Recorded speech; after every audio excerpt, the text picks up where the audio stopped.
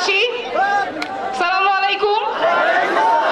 আপনারা অনেক কষ্ট করে অনেকক্ষণ ধরে অপেক্ষা করে আছেন আমাদের জন্য, অনেক ধন্যবাদ। আমরা আস্তে আস্তেই শুনছিলাম যে অনেক ঘন্টা ধরে আপনারা এখানে আছেন।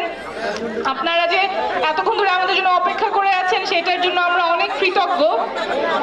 আপনারা যেই প্রতিরোধ গড়ে তুলেছেন, আপনাদের সন্তানেরাই প্রতিরোধ গড়ে তুলেছে, শুধু বাগেরহাটে না, ঢাকাতে বিভিন্ন জেলায় আপনাদের যে ছেলেমেয়েরা আছে ওরা দুর্বার প্রতিরোধ গড়ে তুলেছিল বলেই আজকে আমরা এই নতুন বাংলাদেশে এখন দাঁড়িয়ে আছি। আমরা আর ওই পুরানো বাংলাদেশে ফিরে যাব না, যেই পুরানো বাংলাদেশে রাষ্ট্রের নিরাপত্তা বাহিনী নিজের নাগরিককে খুন করে, গুম করে, আপনাদের সন্তানদের চোখ কেড়ে নেয়, পা কেড়ে নেয়, হাত কেড়ে নেয়, সেই বাংলাদেশে আমরা আর ফেরত যাব না।